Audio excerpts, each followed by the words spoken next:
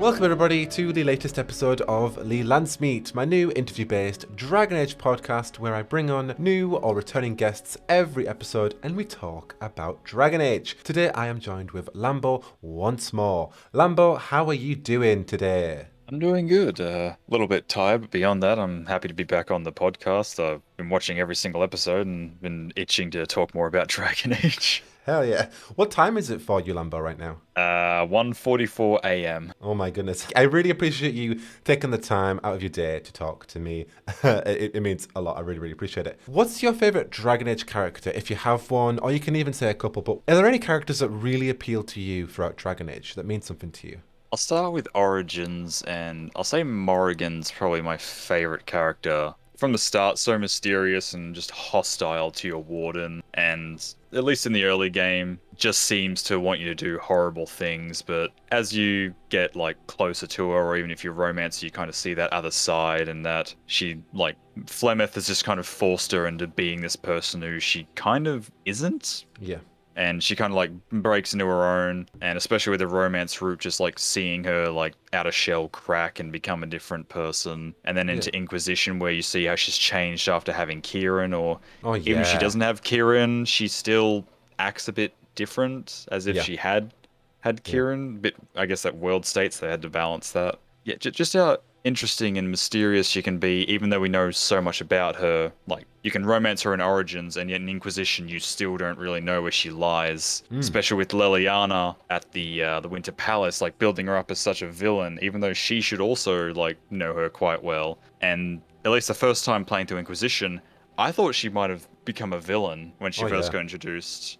And then she shows you the crossroads of the Alluvion, and she's clearly gained so much knowledge in the past decade, and her encounter with Flemeth again. Just Morrigan is always captivating to me, I suppose. Yes, she always steals the spotlight. Yeah, she's very enchanting, and I love Maternal Morrigan. Despite having mixed opinions on the Dark Ritual, I do it in my main canon, but I know and I feel like it's going to end in disaster with Kieran and Mafal taking his essence and all that stuff.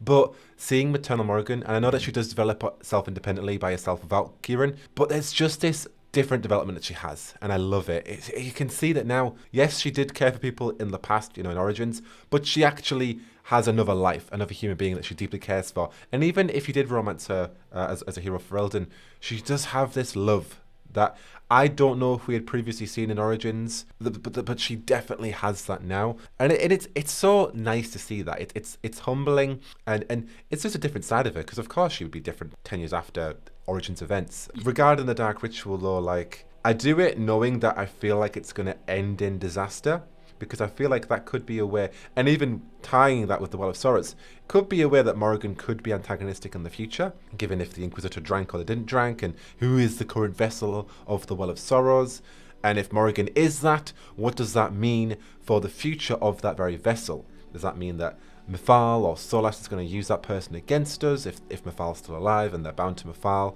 Or does it mean that they're okay because Mafal told Morrigan that you can't be possessed if you're not willing?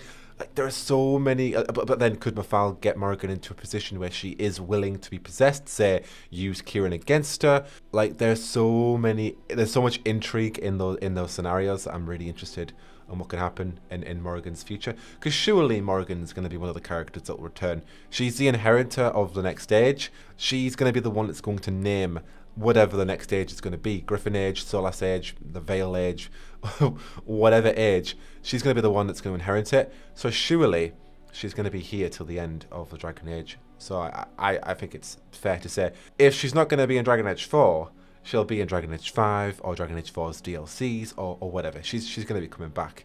And it's really exciting. Or, well, not exciting, interesting, and what she could represent in the future, who she could become, what she could be. Hopefully, Maternal Morrigan will remain, and we'll have a happy Morrigan, but a happy defensive Morrigan. But I don't know, man. Well of Sorrows, my Inquisitor didn't drink, Morrigan drank, so who knows what is going to happen. And I did the Dark Ritual as well, so it's not looking good. We'll see. I'm hoping that the next game doesn't come down to a boss fight where you either have to fight your Inquisitor or Morrigan. I know. Oh my goodness. And with you reminding me of like the Inheritor of the Next Age, I'm just imagining Morrigan as divine and how horrible that would be for some people. Oh my goodness, yeah. Like, No swooping yeah, or because whatever.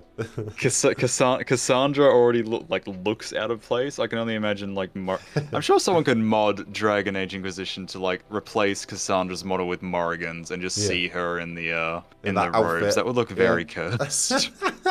But yeah, Oh, like that'd be funny. specific, like even with like in Origins, like when you first start romancing her, she just kind of like has the one night stand with you, and then like when you start showing genuine care, like she like tries to back you off, like this is gonna end badly, get away from me. Like Yeah. she tries to push you away, and then just like crumbles when you keep going. Yeah. And I didn't know it was an option until Dragon Age Keep, but there is an option where you can have Kieran as a child, but you don't go through the Dark Ritual. So they obviously like Yeah.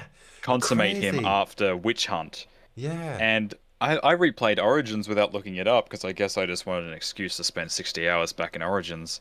And I couldn't find the option. I'm like, how do you just have a kid without the Dark Ritual? And obviously it just happens off screen and Keeps made its own decision. And I did used to have that as my canon state, but I kind of like Alistar still being alive as well. Yeah. So, Oh, yeah, please. Yeah. I Yeah. also have the Dark Ritual. And I do love that Morrigan's stance on just like, I will not be the mother you were to me. Yeah. And me too. also just how like Blemeth almost seems like remorseful in that moment after she says so. I love that scene because it is so ironic, considering that Mafal, obviously inhabiting the body of Flemeth, is literally the representation of motherhood, and she's being owned by her daughter, who's a mother. Like I don't. There is definitely there's so many things that have been unsaid in that scene, and there's so much more going on to it that below the surface. But as it stands, you have a mother begging her own mom, who is literally the goddess of motherhood, to not take her son. To she will give herself up for her son. He doesn't then- even hesitate. Yeah, yeah. And she's just like, she's sad for a minute, and then she's like, I think she realizes what, I don't know if she realizes, I don't know if my fam, but I know that she is sad, but she's like, oh, it's just that moment of shit. Like, she's a goddess of motherhood, and like her daughter has so much more virtue than her. Like, oh my goodness. Just seeing how far she's willing to go for Kieran after what she thought After all of Morrigan it. was, I guess. Because she hadn't interacted with Morrigan in like a decade after sending her with the Warden, so she probably thought she Yeah, was still the it was- same callous, selfish witch. Yeah, and actually, in a weird way, she's become more of a mother. But considering her mother has an aspect of the goddess of motherhood, she's like, oh, maybe I don't know if she's like, maybe you're more like me than I realized, or maybe she's like, maybe you're more like the person I'm supposed to be, or I don't know if I'm reading too much into it, but like, there's definitely feels like there's that presence there of, oh shit, like, my daughter's a better mother than me. How could I get to this point? And that's when she's like, well, Morrigan, a soul is never possessed to those who are unwilling. You can't be possessed if you're unwilling. You're never in danger of me. But I don't know if that's a threat. I don't know if that's like, She says unwilling, but like the promise of power is right there, and in a moment of desperation, she might have to be willing, and then she can't get rid of it. So she only has to make her willing. And she could do that by threatening Kieran. She could do that by so many things. It's like, well, okay, so right now, maybe she doesn't need her body. Maybe I don't know. I mean, obviously, by the end of Trespasser, it seems like she needs her body now because Solas has taken an aspect of her power. So she's going to need a new body right now in the current timeline of, 942 Dragon, 944, whatever. So maybe in 940 or whenever Inquisition's events were set before Griffith was defeated, she didn't need it then, but 2 years later, or even a couple of months later, she definitely needs it now. So it's interesting. How is she going to make Morrigan willing? Is she going to take the Inquisitor as a vessel, as a body? That would be traumatizing and horrific, but definitely would be... Especially for Solas. Oh my goodness, yeah. Oh my goodness, yes. It's interesting. Or is she going to have a new body? And is Morrigan going to be the eventual body of Mafal? What is going to happen? It's interesting. And maybe she's going to have a temporary body. Maybe she's already got a different one. Maybe she's finding a different way to get one. As we assume, and it's pretty much confirmed, the elves created bodies from the Titans, which is Lyrium. So are there other bodies waiting? Is she just going to go find a different one? Or does she have another daughter? There are so many interesting theories that we can dive into. I love the idea of Morrigan or the Inquisitor as a body, but I just don't know if BioWare would actually go with that. I mean, the Inquisitor did choose it, but I don't know. I don't know if they would actually go down that route of, yep, your Inquisitor now inhabits Mafal. Here you go. They're an antagonistic threat. I don't know. I could see it with Morrigan for sure, but I don't know about our Inquisitor. It could be a case of like Mythal inhabiting the Inquisitor, and then we need to go on like it could be a major quest of like trying to release the Inquisitor or Morrigan that'd be cool. to get That them would be back. cool. Yeah. And that's kind of like a big twist. What about you? We spent some time on Morrigan. What's one of your major characters?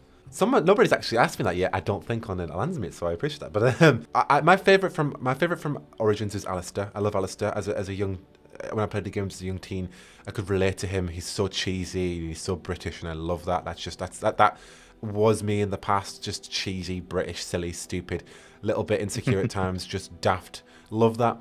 But now as I'm mature and I'm more growing up, I love Cole and I love Solas. I love their dynamic. I just love Solas' enigma. And I think I liked Solas before he was revealed as the Dread Wolf. I just liked Solas' character.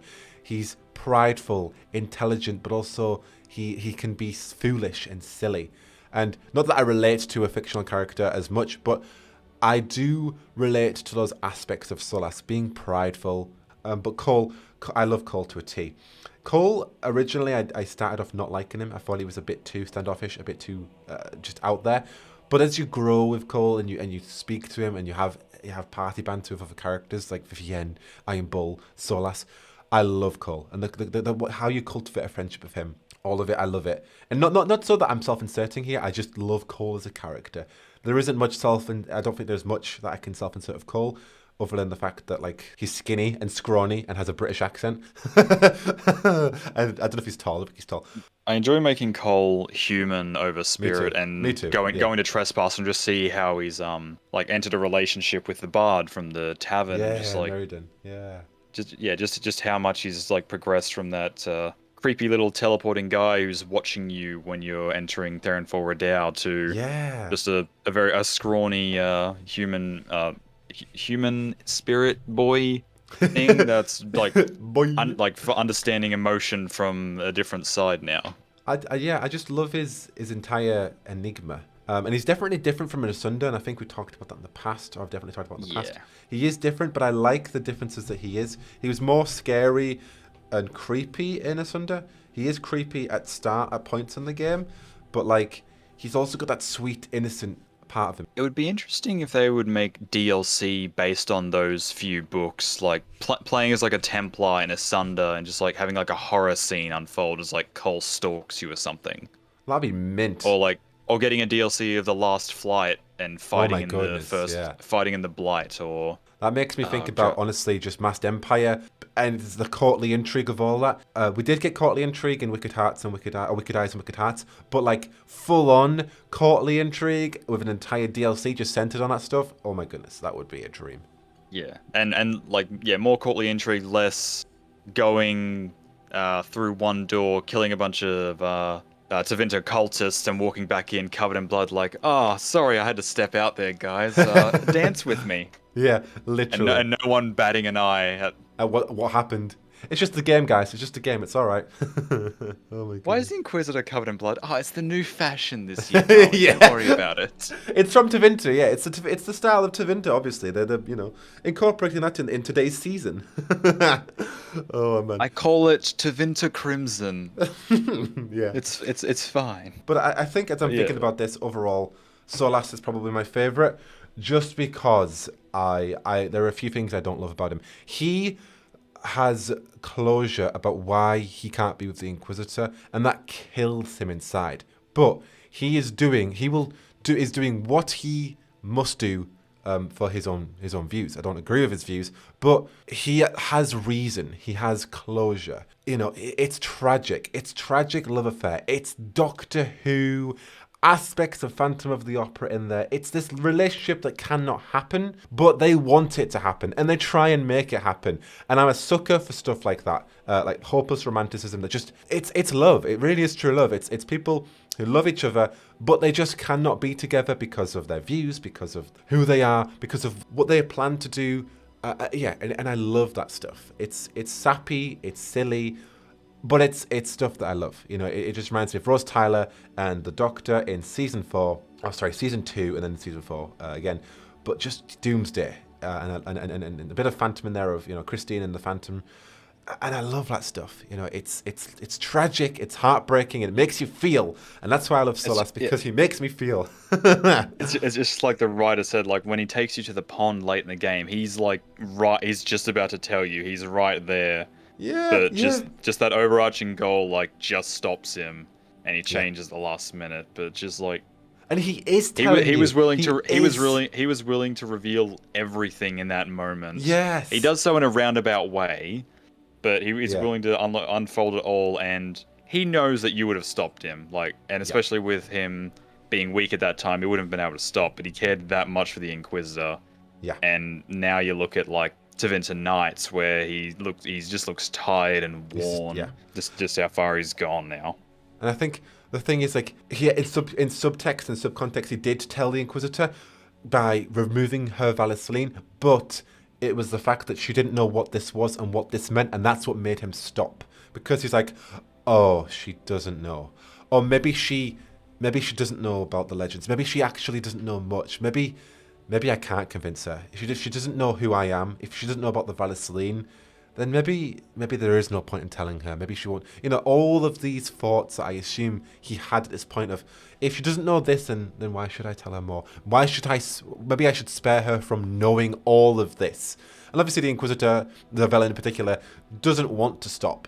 She wants to understand why. Oh, it's just beautifully tragic, and I love that shit. I don't know why. There's no grandstanding reason why. I just love it. You know, I suck that shit up. But even more than the romance of Solas, it's just his character. He is a fascinating individual, and as a law fiend, it's just talking to him is like, it's like coffee. It's like caffeine. It's just, yes, please. What's that really cringe line in Twilight? You're like my own personal brand of heroin. Oh god. Yeah, like I remember the first time I played, and like when you're asking him about his dreams, and he mentions being at Ostagar, and that connection. Yes. Just, like him watching the events of the first game, and like lighting the Tower of Ishal, and just like watching Loghain. And even him just saying, like, I was there, I saw it, Loghain betrayed you. That wasn't an act of, like, saving everyone. Even from Solas' perspective, that was him betraying the king. Yeah. And then, yeah, just, like, him seeing all these things. And the fact that, except for one time, he never actually lies to you. The only time he truly lies is, like, after Wicked Eyes and Wicked Hearts.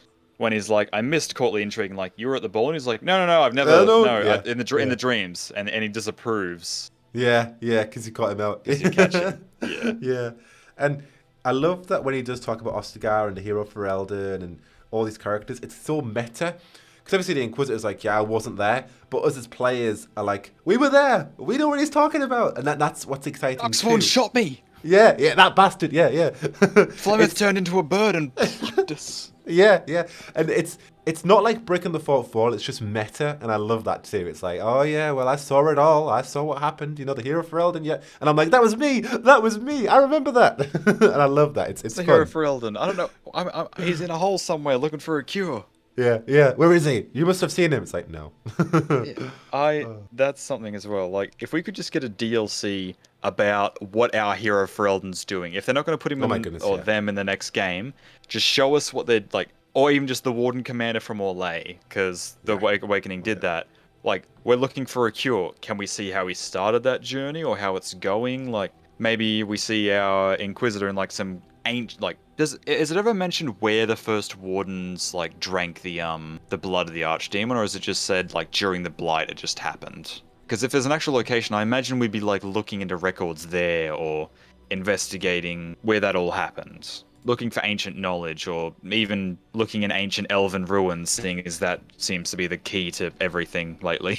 It was at Fortress Weishaupt, in the desolated Anderfels, there was a meeting that transpired. Seasoned soldiers of the Imperium, seasoned veterans who had not known nothing their entire lifetimes except war, they all came together, and when they left Weishaupt, they had renounced their oaths to the Imperium, calling themselves the Grey Wardens. They swore that they would accept anyone, no matter their race or background or distinction, if only deemed suitable to join the Order. So yeah, it was Fortress Weishaupt. Having a DLC of like playing as a warden and uncovering Fortress Weishaupt, we don't know what's going on at Weishaupt right now, but like if we don't see it in Dragon Age 4, Imagine having a DLC where you're going there and you're finding out, that'll be a great DLC. If you can't get it in the base game, which I think they may be with the concept art teasing great ones, having a DLC where you're going to Fortress Reichshaupt and you're uncovering what the hell is going on there right now. Because there's no communication with the South. Morrigan's talking about Play as the griffins. character that goes there. Like, we know that Hawke's sibling, they got sent to Weishaupt to stay away from Corypheus. Or, like, either Stroud, Alistar, Loghain, or Hawke goes there after the events of Inquisition anyway. Yeah. So we could play as them. Or, Oh my like, goodness. Plays Hawke again. even if it's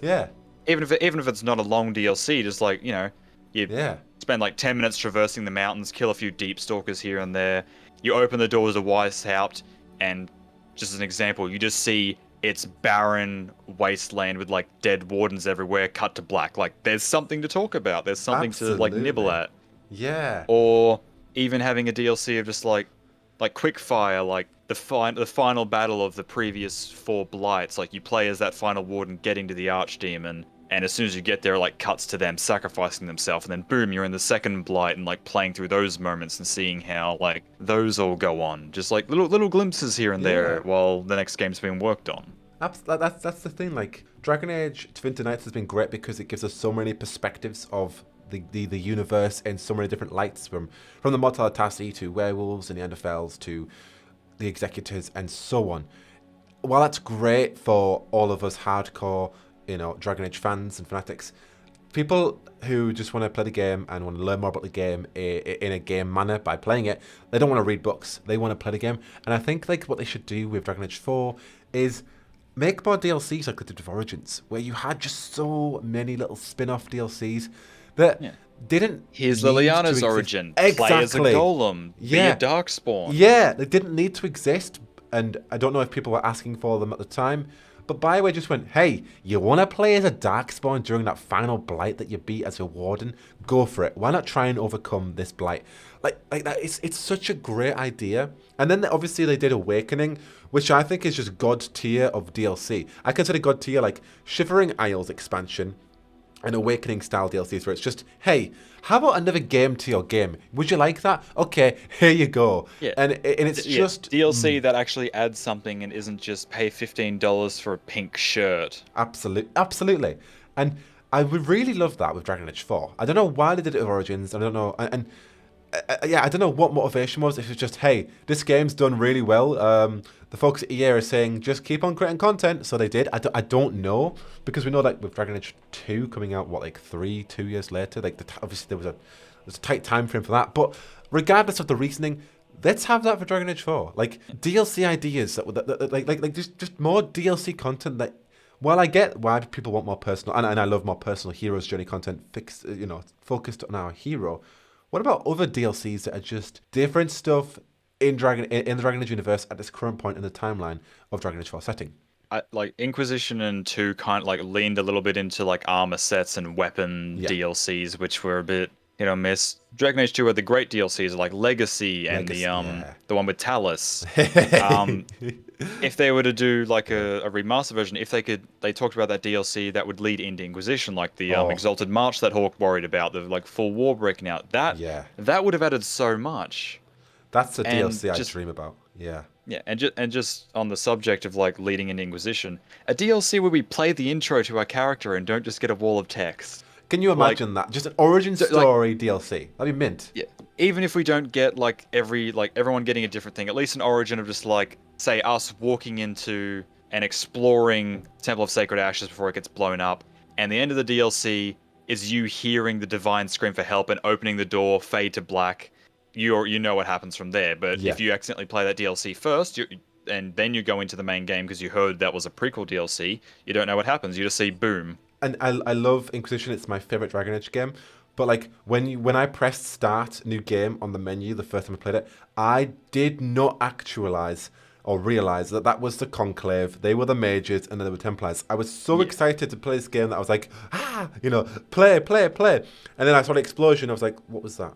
Or was it just a cool like splash screen for the menu? I didn't realize that was the actual, one of the biggest moments of the game, the Conclave breaking. And it's such a cool idea I think it's a fantastic idea that they put it in a start screen. But for new players and for players like myself, they were just like, wait, I didn't get that. That was actually one of the biggest moments of the game in the start screen.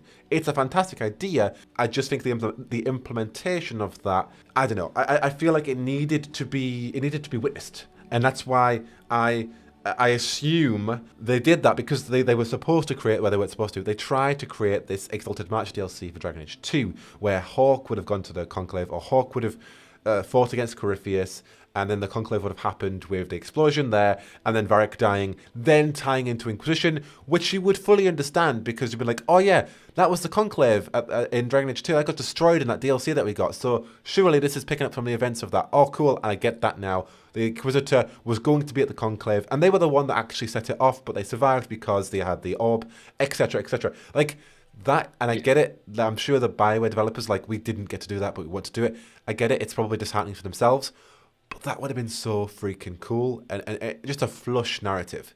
But instead, we've got a lot of picking up the pieces of Inquisition's prologue, where it's like, oh, by the way, the Divine's dead, there's an unknown force, you're the Inquisitor, we don't like you, you have amnesia, you can't remember anything, but you definitely did something, and you're also the prime suspect, but also you're gonna lead this small little army we've got right now. And it's just, it's too much. It's like, whoa, like this prologue, I'm losing my mind thinking about all of that. And by the way, here are new characters that you need to think about too, and it's so much, I think, at the start. And I get it. They had to cancel a DLC that would have established so much of that stuff. But even for new players, it's like, oh, how do I get into this? Do I need to go watch like 500 lore videos online? How? And I guess that's why, like, especially with the Dalish Lavellan, where, you know, like later in the game, you don't even know about your own heritage, is because they kind of had to like assist newer players. Whereas technically your character should know, like, who's Mythol? And it's like, you should know more than I do at this point. Yeah, I recently did a Duncan playthrough for my like background footage in my last playthrough, like playing as Duncan in Dragon Age Inquisition. Oh, nice. Yeah. And talking to Liliana and just asking who the Grey Wardens are was just so funny to me. Oh, don't. Oh, my goodness. Who are the Grey Wardens? And it's like, Duncan? But even that, like, not every DLC has to be like a mainstay one. Like, there can be like little funny ones. Like, how about a DLC where we play through the events of Hard in Hightown? Oh, don't. Oh my goodness, that'd be amazing. Oh, that'd be fantastic. It doesn't affect the canon. Like, it's already pre-done. Like, people who have read the things, they already know what's going to happen. Just a funny little thing to play out, and you can imagine everything you want to. And it can be back with Varric being the storyteller, like Dragon Age 2. Be a little nod to all that. Yeah. Varric is a narration explaining why it's a bit, because the actual book itself, I don't know if you read it physically, but like it's half codex entries, half rewritten stuff, and it doesn't fully mesh together when you read it as a book. But at least that would explain it if you have Varric narrating it. It's like, oh yeah, well, it doesn't fully go together because this is Varric's tale. That's why you can have parts that don't make sense and parts that aren't really joined together well. Like, that would be great.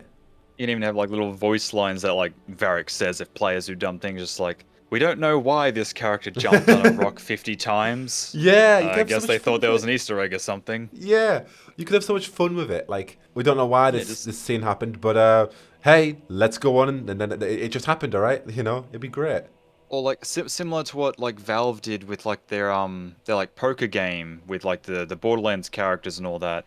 You could have like similar to Inquisition where they played Wicked Grace, like release just like a Wicked Grace game where like you're playing against all the characters from the Inquisition, and you know there'll be like, you know, if you could play against Cullen, there'll be that little Easter egg of him running off naked, or like as you're playing, you can like see Sarah out the corner of your eye just like under the table or something, or playing against Josephine, she's just the final boss, and it's like, yeah, no, just fold, she wins. Yeah. No, honestly, like, I've been playing Horizon Forbidden West, and I know that a lot of Assassin's Creed games are doing this because of Witcher, but we need like a Gwent chess system in Dragon Age 4. Just having a mini game. We have Wicked Grace. Exactly. We explain what Wicked Grace is. Yeah, we just need to implement it in the game, because I love just having like a mini game inside this macro game where it's like, okay, I'm vibing in Skyhold. What can I do? I've talked to everybody. I've checked out my horse. I've equipped new armor. I've dyed my armor. I've jumped over Vivienne's, banister a couple of times, and I've seen Solas as well. What else can I do? And it would be cool just to be like, oh, right, well, you've got a mini game that you can go do too. And it just has that immersion of enjoying the hub a bit more. because I don't know about you, but like once you've seen all of Skyhold, you've seen its upgrades, you've got the dynamic of it, you essentially are doing the same thing, going to the same person, talking to them. And I get it, it's a gameplay loop, you're supposed to be doing that, but it'd just be a great way to break it up a bit by having a mini game that you can play. And spending time that way. I think the war table was really good for Dragon Age Inquisition to break it up a bit. Minus the times that I think were silly to have like 24 hours for like one.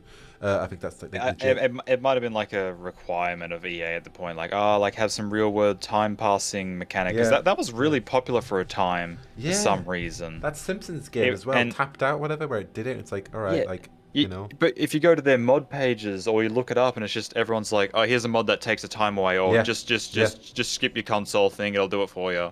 Yeah, and not only that, like the times are ridiculous. Like, oh my goodness, you are the Inquisitor, you are the head of a legion of a new holy order. If you send your soldiers, your loyal soldiers who will die for you, to the hinterlands to collect some resources, they'll come back with a daisy chain and a pebble. Yeah, absolutely. Like, you were gone for 12 hours and you brought me 2 elf fruit. What are you doing? But I do love the war table because it's suited being an Inquisitor. But for the new hero, we're going to be a nobody, we assume. So let's have some mini games at the fire or at the campfire or whatever this new hub's going to be. If it's a chateau in Tevinter, or if it's a flipping cave or a sewer in Mimrathis, I don't know. But it'd be a great way to like have a mini game just to fill that void of the war table, but also just fill in the void of having something else to do other than talking to people in your hub. You know, it's fun, I think, and you can even have it spread across the world. Gwent did it perfectly. I don't know about you, but like half of my time on The Witcher was playing Gwent, collecting those cards and having so much fun with that. Yeah, it's so fun. I absolutely loved Gwent. Yeah. I always use the monster deck because it fits too well. Yeah. Another DLC I've been thinking of is, I don't want to be spoilers on the next characters, but like basically a DLC of just like all the characters that we know who are still alive, like companions wise. What are they doing now, or like now being the start of the next game? Like, you know, we cut to Aveline and we see her still in Kirkwall reading reports about like, where's Hawk? What's everyone doing? And like she's getting reports like, Captain, here's the report on that raider you wanted to hear about. She reads like Isabella's like in Antiva currently like killing people, and she'll just say like stuck up whore. Here's the report on that elven blood mage, and it's just like, oh, Meryl, she's still in the city just helping the elves. I don't need to worry about her. And like you can cut to Meryl like being the new like leader or elder for the city elf area that was in Kirkwall. Yeah. And just seeing where everyone's at, like, you know, if Isabella's been teased, so maybe seeing like, you know, you play a little bit as Isabella and she might meet Dorian, or you play a bit as Fenris and maybe you play out like the comics, like play out his bit with the Red Wraith and all those things. Play as Vea, like doing stealth missions in Starkhaven. Maybe you play another funny one. You play out all the comics from the perspective of the Maybari. Oh. You play... Sniff. Woof. Woof. Bite. You're just following everyone, seeing it. Yeah. You just play as oh god no, what was her name? It could be a VR experience. Autumn. It could be a VR experience.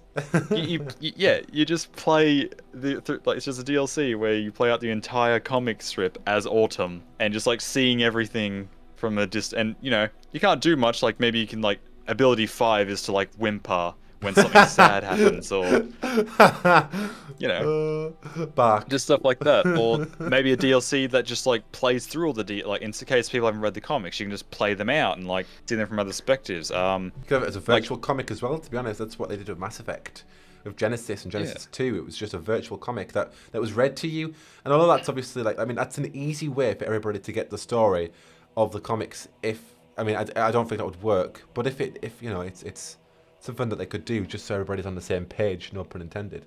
Even though this would be like more laborious and take a lot of time, like DLC for specific world states, like obviously that's a hard set. It's a hard sell. Yeah. Like, you know, like not like people would have to change the Dragon Age keepers to get this, but like one I've always thought of that I would enjoy is, because my warden goes for Morrigan, of course, has the ring that she gives you. I do the Dark Ritual. And obviously, Awakening takes place before Witch Hunt because you go through the portal at the end of Witch Hunt and it doesn't really...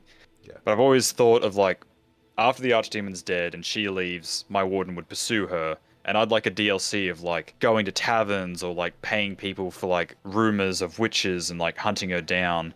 And the DLC ending with just my warden like in a tavern getting like details before, I can't remember the name of the recruit you get at the start of Awakening. She might come and like, Warden Commander, like King Alistair or Queen Honora has requested you come back to Denerim because the Darkspawn are back. And as you leave, the camera just like pans over to Morrigan in the corner of that exact same tavern, just like clutching at like her chest as she's like holding herself back from chasing you, and then just like cut to black. There's more drama, just like heartbreak of just she was right there. And fate has just like torn you apart till you have to pick up the cold trail again in Witch Hunt. Obviously, like that's a very specific world state, but just something to make certain characters feel more like. Yeah, something that comes to mind for me. It's a future DLC, but it's a prequel. I would like a DLC set in Elven times, playing as Solas as Fen'Harel, and just seeing what the hell went down. You know, like Assassin's Creed Valhalla, you have the memories where you go back to Valhalla. Spoilers. And go back to Valhalla. Yeah, you go back to Jotunheim. You go back to the era of the Vikings. Sorry, you go playing back to as the era Odin, of the like Norse seeing gods. Loki and the Chainbreaker and all that. I would love a story DLC, you know, separated from the main game, unless it's involved in the main game, but maybe fade memories of Solas Fen'Harel and playing as him and seeing what the hell went down with the Forbidden Ones, the Forgotten Ones, and the Titans. And I don't being know. in that. The fan base has a certain reaction to being put in the fade. True, but not a lot of people like going into the fade. But if it's back in ancient Elephant times, the Fade would actually be a really cool place to be. I know, but at the same time, it's just like you start the DLC in the fade, it's just like the sales have gone down somehow. We start the DLC before the but I think that's a story that needs to be unraveled. I think maybe it's too critical of a story to be put in a DLC. Unless Bioware might do fade memories in the base game. Solas might just be like, yeah, this is what happened, and then we might actually play. I don't know, but I think that's a story that needs to be shared, and I'm sure Bioware will do it in some way. But if they don't, Solas DLC, playing as my lad, Fen'Harel, back in the day, you know how he used to be. Let's see it happening, please. If it's too critical for a DLC, then maybe make a DLC that like hints at it. Like maybe you play as one of Fen'Harel's agents, like. You're there when he awakes from his slumber. You're the one that like places the orb for Corypheus to find. That would be cool. You watch as the Temple of Ashes like explodes. You report to Solas that he survived, and like as the story of Inquisition goes on, you're doing things in the background, preparing for like Fen'Harel to be like to retrieve the orb, and when he returns, saying the orb's destroyed, like maybe you're one of those agents that infiltrates the events of Trespasser. You go into the Golden Winter Palace. Cool. You're doing things in the background, and just seeing like what's happening outside the Inquisitor's like field of vision, just seeing what's happening in the background, and just like hints of just like what did he do with those the ancient guardians from the temple of Mythal, like towards the end of Inquisition. Like he told them to seek a new purpose. Like maybe like halfway through the DLC, like they get pulled into the fold and they tell you ancient stories of like Mythal and Fen'Harel, just getting little hints as to what could be shown in like the next game. Absolutely, yeah. Building that journey of Fen'Harel's rebellion, seeing a side to that we haven't seen just yet. Only stuff that's been hinted to, and a few agents darting about. More so into Infinite Night's End and Dragon Age Inquisition, but we've still seen a few of them. That would be mint, and it would give us a good exposition on the insides, because everybody's asking to be an agent of Fen'Harel. They're all like, origin stories, I want to be an ex-agent of Fen'Harel. I want to see his army. I want to see what's going on. I want to see who's joined his forces. And I want to say, yup, I'm not up for that. Let's go and fight against him. I want to be the first Qunari Grey Warden on screen. That's all I want to do from the next game. We haven't seen one. I just want to be a Qunari Grey Warden. That will be mint. We've talked a lot about elves just there, but a really cool DLC for like Qunari would be fighting against the Ash Warriors on Saharan. Saharan, yeah. Like Iron Bull talks about how like maybe just like a PTSD flashback DLC for Bull, just like on the island fighting against the Fog Warriors, like all the people that were dying, the civilians being slaughtered, and just like him having a nightmare or something, and you just like see his memories fight and like fighting them off as like a short DLC, just giving him a bit more depth for that battle. Even an Iron Bull DLC of just seeing his life before and then that escape from the Him queue. him Well, meeting meeting Krem. yeah, meeting Krem, like Yeah. losing his eye, taking Losing that his attack, and yeah. building his crew, meeting all of his little people. He's got like Grim, and he's got the elf that definitely doesn't have a staff. It's a bow. It's an aiming crystal, not a staff. The healer that makes poultices that bowl drinks, even though you're not supposed to do that. Just all those like little things. A DLC where you have to play as Varric and be the Viscount. Oh Just yeah. just Heck having to like no combat, just organizing the city and him just hating like it. papers, please, or something like that. Yeah, just papers, please, but as Varric as the Viscount. That'll be fun. Oh my goodness. And if you don't do enough things, like whereas in Papers, Please, you don't get paid. If you don't do enough, Evelyn comes in and just like bumps you on the head. Chastises him. A fun DLC that I think could happen in the future, and if it doesn't happen in the base game of Dragon Age 4, or it could happen in Inquisition as like a hypothetical one, Dorian's father's death. We learn about it in Trespasser. Dorian's father was mysteriously murdered. I think we assume the Venatori. We don't know. And that's why Dorian... Maybe it is just like a plot point so Dorian can get out of Ferelden and go to Tvinter again. I imagine it would be tied to the next game. But I feel like it's a mystery. Yeah. It's left open. If it was just for Dorian to go back, I feel like it would just be like a case of, oh yeah, he got sick and he died. But this is actually, no, he was murdered and we don't know what happened. So I feel like it's left open enough that they might talk about it in the next game. Maybe do something like Dishonored did. You play as the assassin. Oh my You goodness. kill his father and get that little bit of background, and then you see them in the next game as a character that you have to fight against. Similar to like Dishonored, you had to play as the assassin that killed the Empress. And like what they did during the main game, you can play like, what if it was the executors that killed his father? Like, sorry, just going on like a side thing. That would be very confusing. I think that's a mystery that's going forward for sure. It just depends if that's the thing. Like the reason that I'm not going for like basic DLC ideas for Dragon Age 4 is because I'm assuming that a lot of it is going to be in the base game, and those assumptions stuff like. Yeah. Seeing the Navarra I don't even know Necropolis. what the base game's tackling. Yeah, we don't. Tackling, yeah, we're just assuming. So, like, seeing the Necropolis, seeing Kal Sharok, seeing Tvinter, seeing large parts of Tvinter, to be fair, seeing Antiva, and that's the main idea I have. But obviously, there are huge assumptions. Like, I would love to go to Parvolan as a DLC, because I know that Patrick Weeks has said that they haven't got any plans for that place just yet.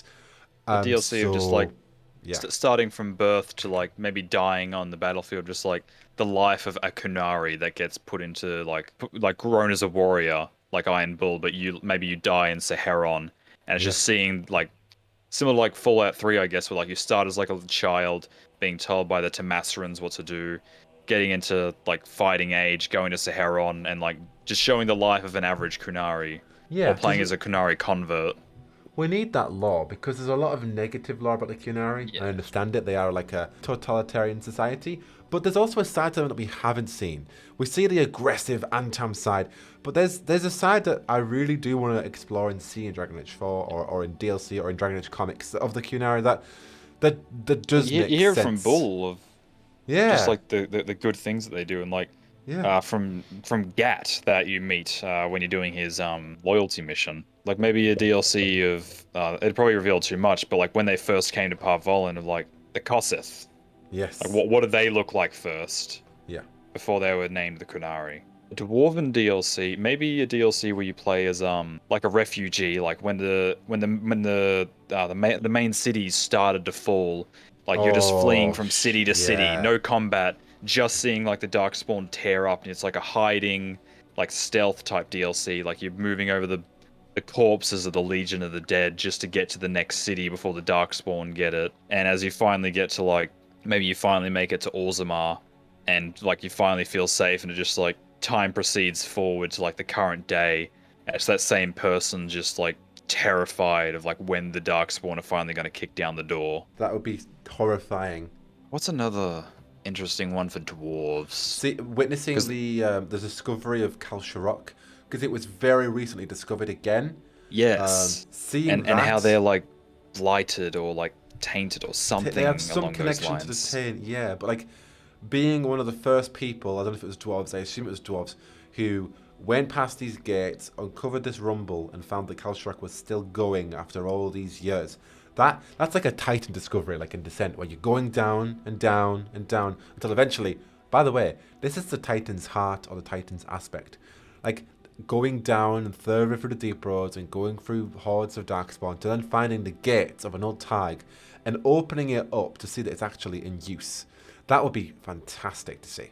What about one of those dwarves that were like Sharbatal, that seeing how they get bound there, like they seem ancient, but they still seem the OG like ones, to be honest. Like they're so protective of the Titan's heart, almost as if they are connected to the Titan, as if they're just the OG dwarves who weren't separated. Like we assume that the modern dwarves of Thedas are separated from the Titan, and once Valta got hit by Lyrium, she restored that connection. So I assume the Sharbatal are like OG ancient dwarves that protect the Titan because they are connected to it. But they're so hostile because obviously the Titans were literally decimated.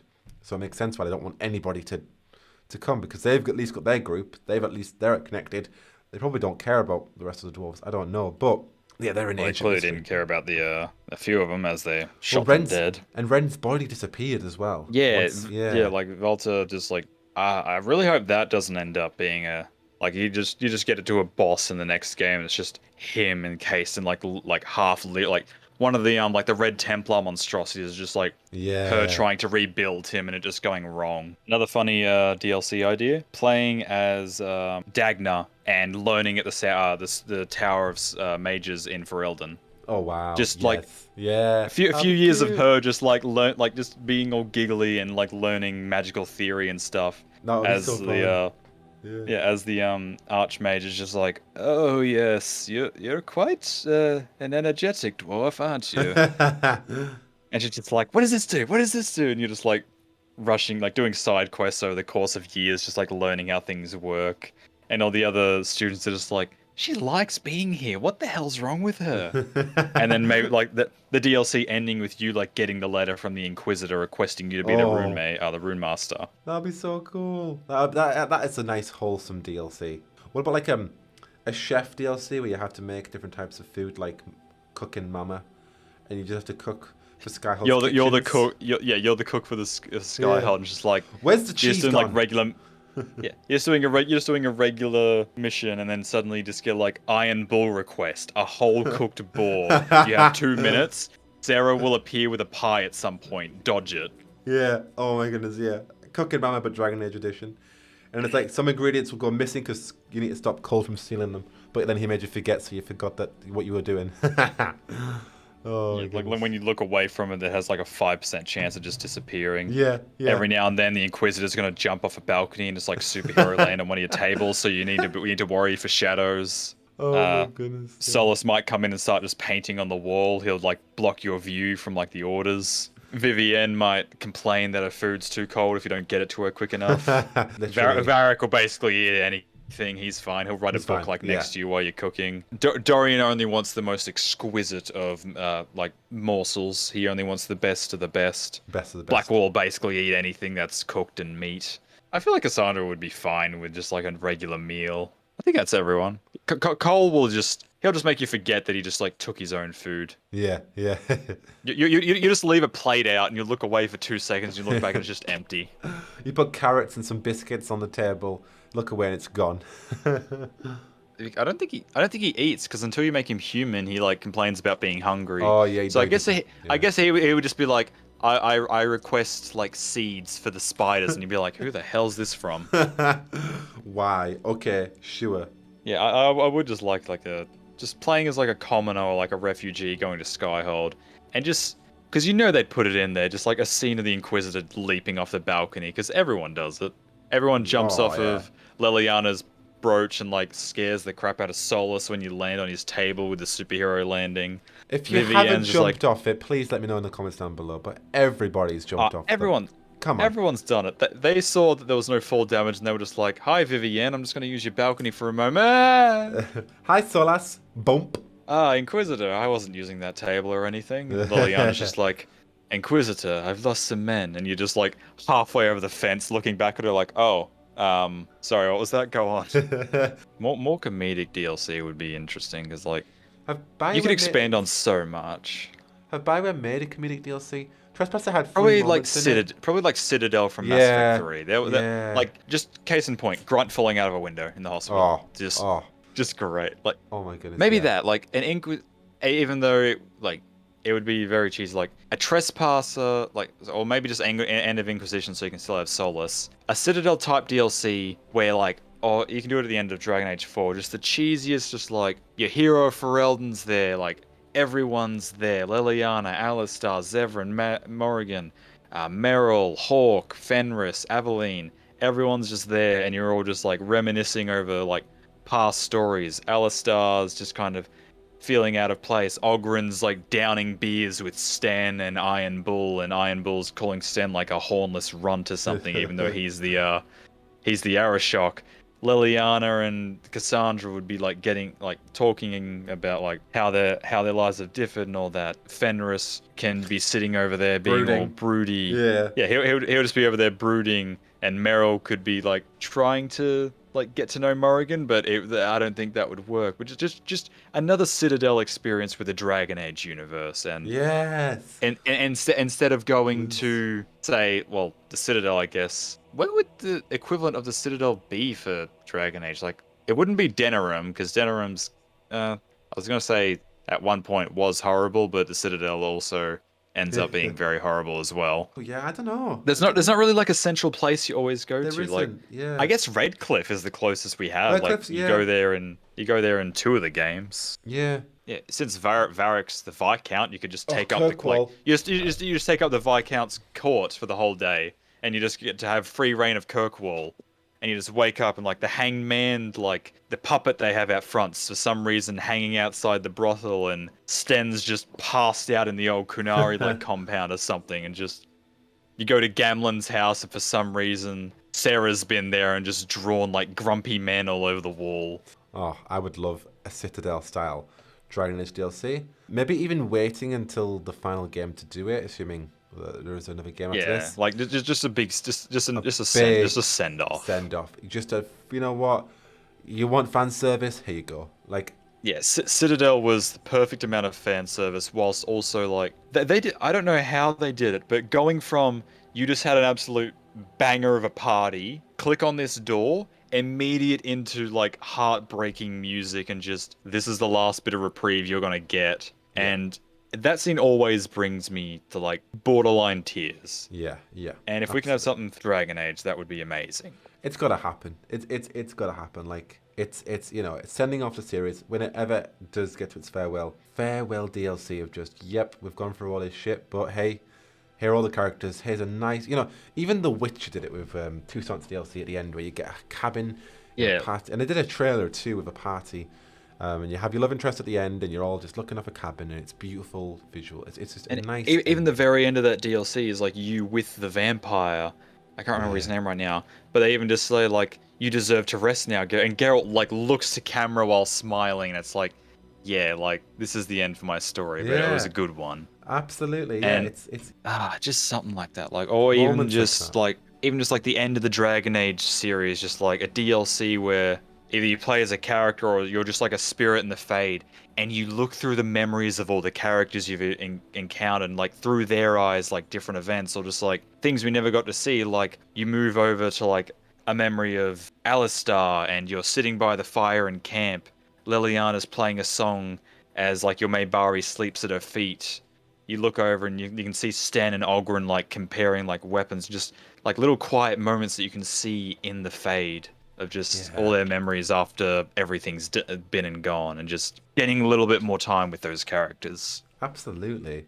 As a fan, And that way, even if they're dead, you can still just see them before. Yeah, because the memories in the happens. face. Yeah. Regardless of what's going to happen in the base games, where it's like, yo, this shit is going down, the Dreadwolf is rising, Mafal's got her own agenda, and there's also so many other antagonists. Like, that would be a great way to be like, yep.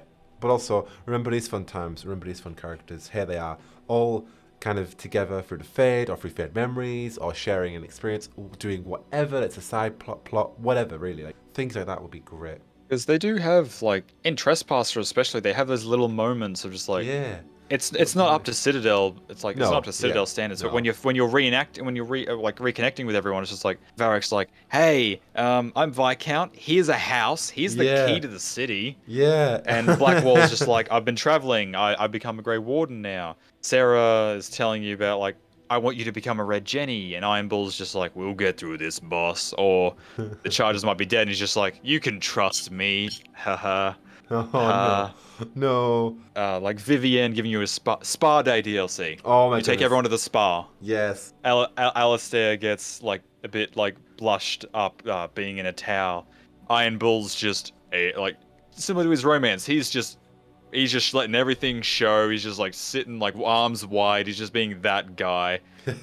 Callan walks into his bath and has to like look away, just like in that romance scene. There's like all those little nods and just something light-hearted for a DLC, or something that expands the lore would be perfect. Just showing like, where our favorite characters are. Yeah, it's a great way just to be like, right, that's a conclusion to their stories. There you go. DLC where you play as a dragon and you descend onto a village. There we go. There you go. That's the ultimate Dragon Age DLC. Playing as a dragon immersively. Dragon Age DLC. You play a dragon that ages, and it just Finn, mwah. Yeah, beautiful. yeah. That's how you end the series. You just cracked as an egg at birth. Play as the Drake. A few years past, you have aged as a dragon. Just gamed it. That's the series. That's just. You can now fly. Now you hunt your prey. And now you eat food, and then you fly more, and then you breathe fire, and that's a really big moment in your life when you breathe fire for the first time. And you start burning villages. You're really happy. You start feeling very powerful, and then some little elf man walks up to you with a staff, and because they're level 30 and they're a knight enchanter, they just body you, and there you go. That's Dragon Age 4. That's it. There you go. That's how they're gonna finish the series. They're dragon aged. I think wrapping up, since the last time we spoke. You've since then started your own YouTube channel, Lambo. How has that been going? Tell us all about your channel. It's been surprising how many people have actually watched my videos. Like I mentioned it I've only released 2 and I'm going to have another one out. I don't know, like this week coming, like it's the 10th of April that we're talking, but this week coming I'm going to have another one coming out. Yeah, I expected to get like maybe 10, 15 views because obviously I was like posting through your Discord and had been talking to people about it. And let me just have a quick look. Like at the time that we're recording, I think I've got over 130 cumulative views on my 2 videos. The Darkspawn video being a major one, and the Grey Warden one is picking up as well. And it's honestly just blown me away how much people have just like jumped on and enjoyed the content. Been looking forward to newer videos. The comments I've been getting from just other people interested in just enjoying my style. The videos are a bit longer than I planned. I want to get them shorter, but I've honestly just been blown away by the community's reaction to the videos, and I am eternally grateful for that. Oh no, I mean, I think it's something fresh and new in the Dragon Age fandom, and especially on the YouTube scene. So I think they are honestly fantastic. It's just great humor. Nobody else is doing it, and I think you do it so fantastically well. It's so natural too. When I'm recording, like I constantly go over the words I'm saying in my head like so many times, and it takes me an hour to record a vloggy video because I'm like, just it takes me about 2 hours to record. All right, right. I show bloopers. I show the funny ones. I don't show me going right. The god damn it. It's the 5th take. Why can't I just? Because you do it so naturally. It's great. It looks so you do it so well. You've got a natural speaking voice for it too, so it's fantastic. I think it's great.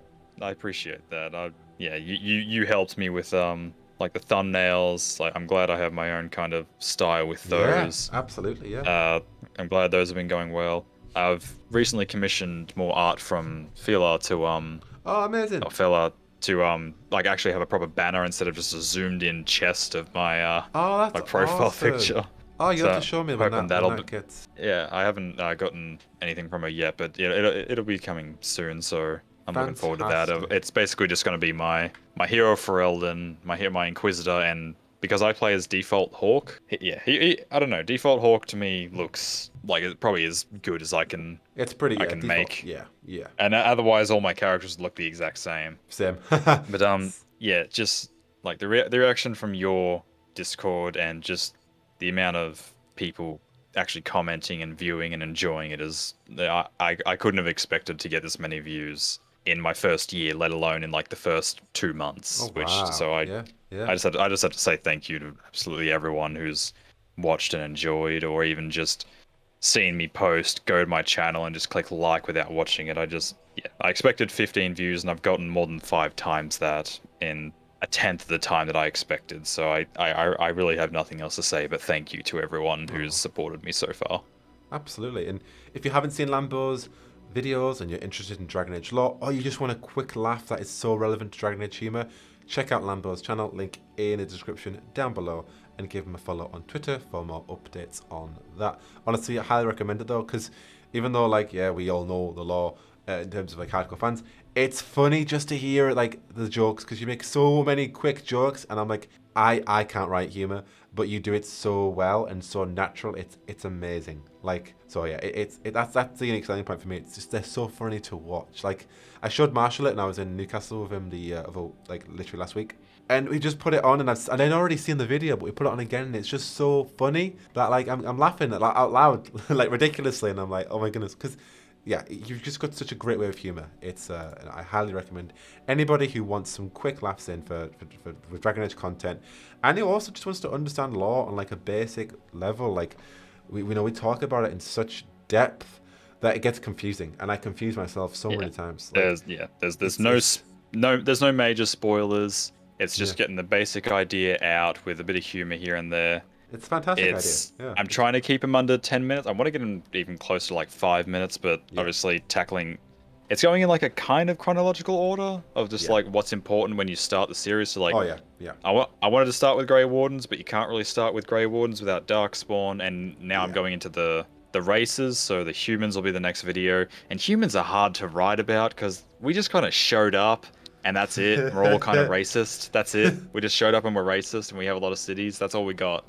We got nothing else. But yeah, Lambo, I absolutely appreciate you coming on for this episode. Don't forget to check out his socials and my socials down below for all your updates on Dragon Age content and whatever else comes up in the future. But Lambo, I just want to say a huge massive thank you to you and everybody else who has watched this full podcast.